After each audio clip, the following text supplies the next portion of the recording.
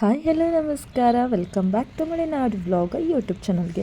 So ಇವತ್ತು ನಾವು ಹೋಗ್ತಾ ಇದ್ದೀವಿ ಲಾಲ್ಬಾಗಿಗೆ ಬರಬೇಕಾದ್ರೆ ಇದೇ ಕ್ಯಾಬಲ್ಲಿ ನಾನು ಬಂದೆ.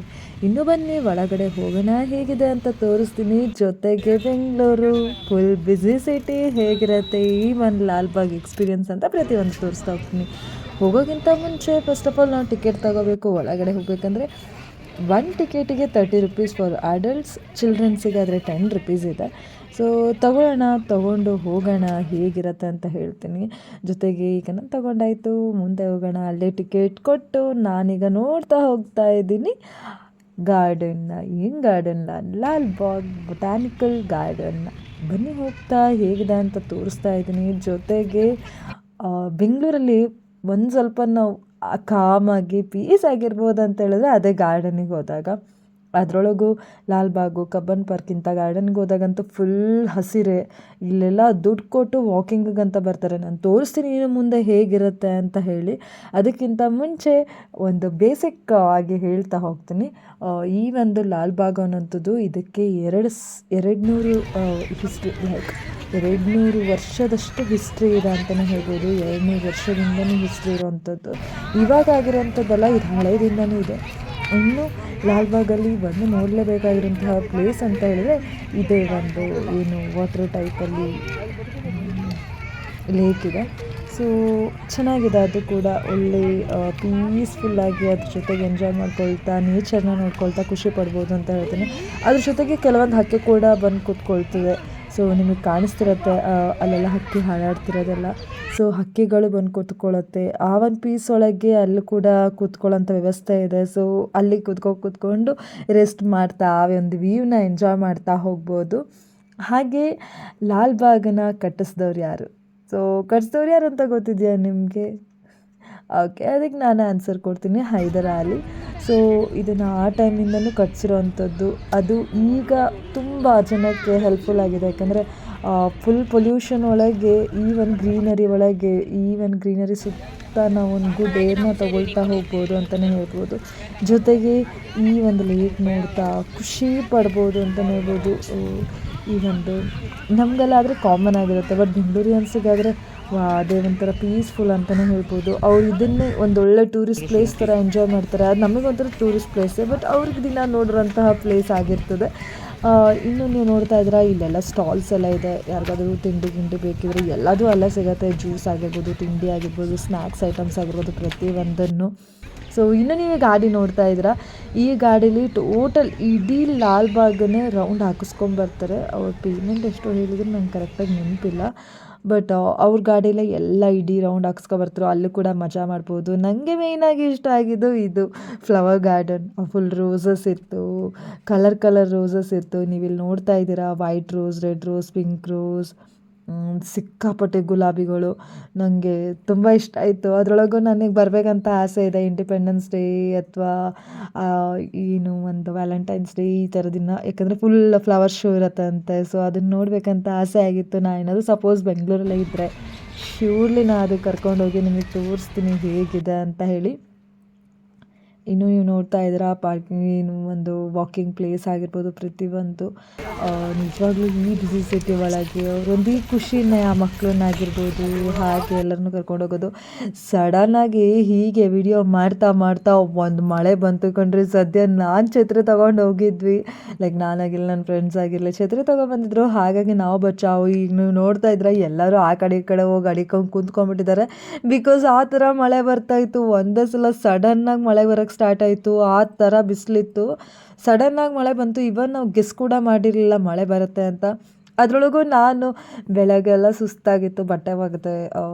ಆಮೇಲೆ ಆಫ್ಟರ್ನೂನ್ ಮಲ್ಕೊಂಡಿದ್ದೆ ಚಲೋ ಮಾಡಿ. ಆಮೇಲೆ ಫ್ರೆಂಡಿಗೆ ಹೇಳಿದ್ದೆ ಈ ವೀಕೆಂಡಲ್ಲಿ ಎಲ್ಲಾದರೂ ಹೋಗಬೇಕು, ಸೊ ಎಲ್ಲಾದರೂ ಒಂದು ವಿಡಿಯೋ ಮಾಡ್ಕೊಂಬರೋಣ ಅಂತ ಹೇಳಿ. ಅದಕ್ಕೆ ಫ್ರೆಂಡ್ ಮನ್ಸು ಮಾಡಿದ್ಲು ಲಾಲ್ಬಾಗಿಗೆ ಹೋಗಿ ಬರೋಣ ಅಂತ ಹೇಳಿ.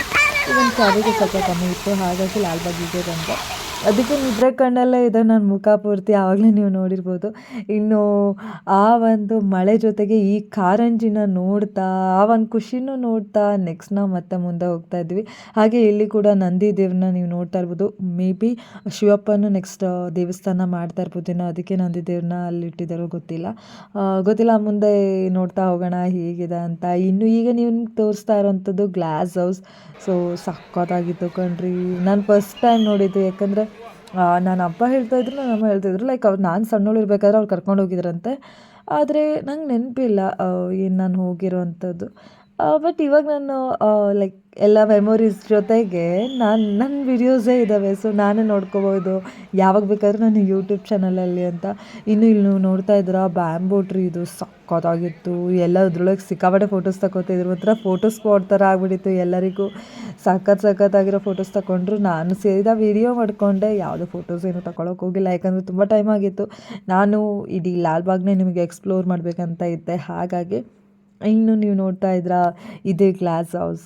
ತುಂಬ ಜನಕ್ಕೆ ಆಸೆ ಇರುತ್ತೆ. ಸೊ ಇವಾಗ ನೀವು ನೋಡ್ತಾ ಇದ್ದೀರಾ ನನ್ನ ಮೊಬೈಲಲ್ಲಿ ಗ್ಲಾಸ್ ಹೌಸ್ನೆಲ್ಲ. ಇನ್ನು ಇದೆಲ್ಲ ನೋಡ್ತಿದ್ದೀರಾ, ಇದೆಲ್ಲ 200 ವರ್ಷಗಳ ಹಿಂದಿರುವಂಥದ್ದು. ಎಲ್ಲ ಹಳೆ ಮರದಿಂದ ಮಾಡಿರುವಂಥದ್ದು. ಎಷ್ಟು ಚೆಂದ ಮಾಡಿದ್ದಾರೆ. ಫಿಶ್ ಆಗಿರ್ಬೋದು, ಹಾಗೆ ಏನು ಒಂದು ಕ್ರೊಕೊಡೈಲ್ ಆಗಿರ್ಬೋದು, ಇಲ್ಲ ನವಿಲಾಗಿರ್ಬೋದು, ಎಲ್ಲ ಸಖತ್ ಇಷ್ಟ ಆಯಿತು. ಎಂತಕ್ಕಂದರೆ ಆ ಒಂದು ಆರ್ಟಿಗೆ ಇದೆಲ್ಲ ಪೇಷನ್ಸಿಗೆ ಇರಬೇಕಲ್ಲ, ಹ್ಯಾಟ್ಸ್ ಆಫ್ ಅಂತಲೇ ಹೇಳಬೇಕು. ಯಾಕಂದರೆ ಆಗಿನ ಕಾಲದಿಂದನೂ ಅದು ಮಾಡಿರೋವಂಥದ್ದು. ಸಖತ್ ಖುಷಿಯಾಗೋಯಿತು ಅದನ್ನೆಲ್ಲ ನೋಡಿ. ಯಾಕಂತ ಹೇಳಿದ್ರೆ ಈ ಒಂದು ಕಲೆನೇ ನೆಕ್ಸ್ಟ್ ಇದನ್ನೇ ಮಕ್ಕಳಿಗೆಲ್ಲ ತೋರಿಸ್ತಾ ಹೋಗ್ಬೋದು. ಇವಾಗ ಏನು ಈ ನೋಡ್ಲಿಕ್ಕೆ ಆಗ್ದಿಲ್ದಿದ್ದೆಲ್ಲ ಮುಂದಿನ ಪೀಳಿಗೆ ಅವರು ಇಲ್ಲೇ ನೋಡ್ತಾ ಇರ್ಬೋದು. ಇಷ್ಟೆಲ್ಲ ಇದೆಯಾ, ಹೀಗೆಲ್ಲ ಇದೆಯಾ ಅಂತ ಕೇಳಿಕೊಂಡು ಅದರೊಳಗೂ ಎಲ್ಲ ಒಂದು ಲಿಖಿತದೊಳಗಿದೆ. ಎಷ್ಟು ವರ್ಷದ ಹಿಂದಿಂದು, ಹಾಗೆ ಯಾವ ಮರದಿಂದ ಮಾಡಿರೋದು ಪ್ರತಿಯೊಂದನ್ನು. ಹಾಗೆ ಈಗ ನಾವು ಒಂಥರ ಗುಡ್ಡದ ಪ್ರದೇಶದ ಥರ ಹೋಗ್ತಾ ಇದ್ದೀವಿ. ಬನ್ನಿ ಅಲ್ಲಿಗೂ ಕೂಡ ಹೋಗೋಣ ಹೇಗಿದೆ ಅಂತ ಹೇಳ್ತೀನಿ. ನನಗಂತೂ ಈ ಸ್ಪಾಟ್ ತುಂಬ ಇಷ್ಟ ಆಯಿತು. ಎಂತಕ್ಕಂದರೆ ಅದರೊಳಗೂ ಮಳೆ ಬಂದಿತ್ತು. ನೀವು ನೋಡ್ತಾ ಇದ್ದೀರಾ ಕಾಮನಬಿಲ್ಲು ಸಖತ್ತಾಗಿತ್ತು ಕೊಂಡು. ನಂಗೆ ತುಂಬ ಇಷ್ಟ ಆಯಿತು ಕಾಮನಬಿಲ್ಲು. ಯಾಕಂದರೆ ಆ ಮಳೆ ಬರುವಂಥ ವೈಬೇ ಬೇರೆ. ಒಂದು ಕ್ಷಣ ಎಲ್ಲರೂ ಹೋಗಿ ನಿಂತುಬಿಟ್ಟಿದ್ರು. ಏನು ಒಂದು ಮಳೆ ತಾಗಿಲ್ದಂಗೆ ಕೊಡೆಯಾಗಿ. ಬಟ್ ಇವಾಗ ಎಲ್ಲರೂ ಮತ್ತೆ ಆ ಒಂದು ಇದಕ್ಕೆ ಬಂದರು. ಅದರೊಳಗೂ ಆ ಒಂದು ವೀವು ಏನು ನಮಗೆ ಕಾಮನಬಿಲ್ಲು ಕಾಣ್ತಾ ಇದ್ದಿದ್ದು ಸಕ್ಕತ್ತಾಗಿ ಕಾಣಿಸ್ತಾ ಇತ್ತು. ಅದರೊಳಗೂ ನನಗೆಲ್ಲೋ ನಾನು ಹಳ್ಳಿ ಕಡೆ ಹೋದಂಗೆ ಫೀಲ್ ಅನ್ನಿಸ್ತು ಒಂದು ಕ್ಷಣ. ಯಾಕಂದರೆ ಆ ಒಂದು ಫೀಲೇ ಬೇರೆ ಆಗಿತ್ತು. ತುಂಬ ಖುಷಿಯಾಯಿತು. ನಂತರ ಇವಾಗ ನಾನು ನಿಮಗೆ ಕರ್ಕೊಂಡು ಹೋಗ್ತಿದ್ದೀನಿ. ಅಲ್ಲಿ ಕೂಡ ದೇವಸ್ಥಾನ ಥರ ಇತ್ತು. ಅದು ದೇವಸ್ಥಾನ ಇದೆಯೇನೋ ಅಂದ್ಕೊಂಡೆ. ಒಂದೊಂದು ದಿಕ್ಕಲ್ಲಿ ಈಗ ಶಿವ, ಗಣಪತಿ ಸ್ವಾಮಿ, ಹೀಗೆ 4 ದಿಕ್ಕಲ್ಲೂ ಒಂದೊಂದು ದೇವ್ರನ್ನ ಮಾಡಿಟ್ಟಿದ್ದಾರೆ. ಬಟ್ ಒಳಗಡೆ ಯಾವುದೇ ಥರ ದೇವಸ್ಥಾನ ಇಲ್ಲ. ನೀವು ನೋಡ್ತಾ ಇರ್ಬೋದು, ತೋರಿಸ್ತೀನಿ ನಿಮಗೆ ಇನ್ನೂ ಒಳಗಡೆ. ಎಷ್ಟು ಜನ ಬಂದಿದ್ರು ಅಂದರೆ ಸಿಕ್ಕಾಪಟ್ಟೆ ಜನ. ಅದರೊಳಗೂ ಗೊತ್ತಿದ್ದಲ್ಲ ವೀಕೆಂಡು, ಸಂಡೇ ಬೇರೆ, ಎಲ್ಲ ಆಫೀಸಸ್ ರಜೆ ಇರ್ತದೆ. ಅವ್ರಿಗೆ ಅದೇ ಒಂದು ಖುಷಿ. ಯಾಕಂತ ಹೇಳಿದ್ರೆ ಇಡೀ ಬ್ಯುಸಿ ಲೈಫಲ್ಲಿ ಆರಾಮ್ಸೆ ಇರ್ಬೋದಂದರೆ ಅವ್ರಿಗೊಂದು ಸಂಡೇ. ಆ ಸಂಡೇಲಿ ಮನೇಲಿರೋಕ್ಕಿಂತ ಜಾಸ್ತಿ ಹೊರಗಡೆ ಓಡಾಡಿ ಅದರೊಳಗೆ ಖುಷಿ ಪಡ್ತಾ ಇರ್ತಾರೆ. ನಮಗಾದರೆ ಹಾಗಲ್ಲ. ಯಾಕಂದರೆ ನಾನೇನು ಇನ್ನೂ ಕೆಲ್ಸಕ್ಕೆ ಜಾಯ್ನ್ ಆಗಿರಲಾಗಿದೆ. ಹಾಗಾಗಿ ಎಲ್ಲ ದಿನವೂ ಸಂಡೇನೇ ಆಗಿತ್ತು ನನಗೆ. ಮನೇಲಿ ಕೆಲಸ ಮಾಡ್ಕೊಳ್ಳೋದು, ಇದೇ ವ್ಲಾಗ್ ಮಾಡೋದು, ಎಡಿಟ್ ಮಾಡೋದು ಮಾಡ್ತಾಯಿದ್ದೆ. ಬಟ್ ಇವ್ರನ್ನೆಲ್ಲ ನೋಡಿದಾಗ ಒಂಥರ ಖುಷಿ ಆಯಿತು. ಇವಾಗ ನೀವು ಇಲ್ಲಿ ನೋಡ್ತಾ ಇದ್ದೀರಾ ಹೇಗಿದೆ ಅಂತ ಹೇಳಿ. ಇದೇ ಥರ ಇತ್ತು ಮೇಲ್ಗಡೆ ಏನು ಮಂಟಪ ಥರ ಕಾಣಿಸ್ತಾ ಇದೆ ಇದು. ಇನ್ನೂ ಬನ್ನಿ ಒಂದೆರಡು ಫೋಟೋಸ್ ತಗೊಂಡು ವಿಡಿಯೋಸ್ ತಗೊಳ್ಳೋಣ. ಸೊ ನೋಡ್ತಾ ಇದ್ದೀರಾ ಎಷ್ಟು ಜನ ಇದ್ರು ಅಂತ. ಜನ ಅಂತೂ ಸಿಕ್ಕಾಪಟ್ಟೆ. ಜನಕ್ಕಂತೂ ಕಮ್ಮಿನೇ ಇಲ್ಲ ಅಂತ ಹೇಳ್ಬೋದು. ಆ ಥರ ಜನ. ಅದರೊಳಗೂ ಕೆಲವೊಬ್ಬರು ರೀಲ್ಸ್ ಎಲ್ಲ ಮಾಡ್ತಾಯಿದ್ರು. ಅದೇ ಫ್ಲೋಯಲ್ಲಿ ನಾನು ಕೂಡ ವಿಡಿಯೋ ಮಾಡ್ಕೊಳ್ತಾ ಇದ್ದೆ. ಸೊ ಈ ವಿಡಿಯೋ ನೋಡ್ತಾ ಇದ್ದೀರಾ ಸಕ್ಕತ್ತಾಗಿತ್ತು. ಪ್ಲೇಸ್ ಅಂತೂ ಆಗಿತ್ತು. ಸೊ ನನಗೇನು ಮಾತಾಡೋಕ್ಕಾಗ್ತಿರಲಿಲ್ಲ. ಯಾಕಂದರೆ ನಾನು ಮೈಕ್ ತಗೊಂಡೋಗಿರಲಾಗಿದ್ದೆ. ಹಾಗಾಗಿ ನಾನು ಅದು ಜಾಸ್ತಿ ಮಾತಾಡೋಕ್ಕೆ ಹೋಗಲಿಲ್ಲ. ಬರೀ ನಾನು ಮೂಕ ವಿಸ್ಮಿತ ಥರ ಎಲ್ಲ ಹಾಗೆ ನೋಡ್ತಾ ಹೋಗ್ತಾ ಹಾಗೆ ಆ್ಯಕ್ಷನ್ ಮಾಡ್ತಾ ಹೋಗ್ತಾ ಇದ್ದೆ. ಸೊ ಸಕ್ಕತ್ತಾಗಿತ್ತು. ಡೇ ಅಂತೂ ಆಸಮಾಗಾಯಿತು. ಎಷ್ಟೋ ದಿನ ಆದಮೇಲೆ ತುಂಬ ಗಿಡಗಳನ್ನ ನೋಡ್ದಂಗೆ ಆಯಿತು. ಯಾಕಂದರೆ ಮನೆಗೆ ಹೋಗ್ದೆ ಒಂದು 10 ಡೇಸ್ ಆಗ್ಬಿಟ್ಟಿತ್ತು. ಬೆಂಗಳೂರಲ್ಲೇ ಇದ್ದೆ. ಏನು ಕೆಲಸ ಹುಡ್ಕೋ ಸಲುವಾಗಿ ಬಂದಿದ್ದೆ. ಬಟ್ ಆ ಒಂದು ಇದರೊಳಗೆ ಬ್ಯುಸಿ ಸ್ಕೆಡ್ಯೂಲಲ್ಲಿ ಇಷ್ಟೆಲ್ಲ ಮರಗಳನ್ನ ನೋಡೇ ಇರಲಿಲ್ಲ. ಎಷ್ಟೋ ಖುಷಿ ಆಯಿತು. ಅದರೊಳಗೂ ನಾನು ತುಂಬ ಜನ ನೋಡಿದೆ. ವಾಕಿಂಗಿಗೋಸ್ಕರ ಜಾಗ್ ಡ್ರೆಸ್ ಎಲ್ಲ ಹಾಕ್ಕೊಂಡು ಬಂದಿದ್ದರು. ಅವಾಗ ನೋಡಿದಾಗ ಅನ್ನಿಸ್ತು ನಮ್ಮೂರ ಕಡೆ ಆದರೆ ಎಷ್ಟು ಗ್ರೀನರಿ ಸಿಗುತ್ತೆ, ಇಲ್ಲಾದರೆ ಆ ಗ್ರೀನರಿಗೋಸ್ಕರನೇ ಅವ್ರು ದುಡ್ಡು ಕೊಟ್ಟು ಬರ್ತಾರೆ ಅಂತ. ಈ ದುಡ್ಡು ಅವ್ರಿಗೆ ತುಂಬ ಯೂಸ್ಫುಲ್ ಆಗ್ತಾ ಇರ್ಬೋದು, ಯಾಕಂದರೆ ಮೇಂಟೆನೆನ್ಸ್ ಅದೇ ಥರ ಇರುತ್ತೆ. ಯಾಕಂದರೆ ಅಷ್ಟು ಚೆಂದ ಮೇಂಟೈನ್ ಮಾಡಿದ್ದಾರೆ, ಎಲ್ಲೂ ಒಂಚೂರು ಗಲೀಜಿರಲಿಲ್ಲ, ಎಲ್ಲ ಒಂದು ಸ್ವಚ್ಛತೆ ಆಗಿರಲಿ ಪ್ರತಿಯೊಂದು ಅಷ್ಟೇ ಕ್ಲೀನಾಗಿಟ್ಟಿದ್ರು.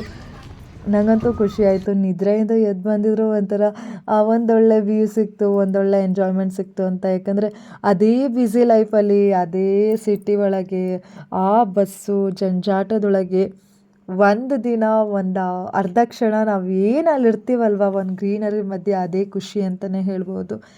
ಈ ವಿಡಿಯೋ ನಿಮ್ಗೆ ಇಷ್ಟ ಆಗಿದೆ ಅಂತ ಅಂದ್ಕೊಂಡಿದ್ದೀನಿ. ಇಷ್ಟ ಆಗಿದ್ರೆ ಪ್ಲೀಸ್ ಲೈಕ್, ಶೇರ್ ಹಾಗೆ ಸಬ್ಸ್ಕ್ರೈಬ್ ಮಾಡಿ, ಜೊತೆಗೆ ಪೂರ್ತಿ ವಿಡಿಯೋ ನೋಡಿ. ಹಾಗೆ ನೀವೇನಾದರೂ ಲಾಲ್ಬಾಗಿಗೆ ಹೋಗಿದ್ದೀರಾ, ಫಸ್ಟ್ ಟೈಮ್ ಹೋಗಿದ್ದು ನಿಮಗೆ ನೆನಪಿದೆಯಾ? ಹಾಗಾದರೆ ನೀವು ಯಾರ ಜೊತೆಗೆ ಹೋಗಿದ್ರಿ ಅಂತ ಕಮೆಂಟ್ ಹಾಕಿ.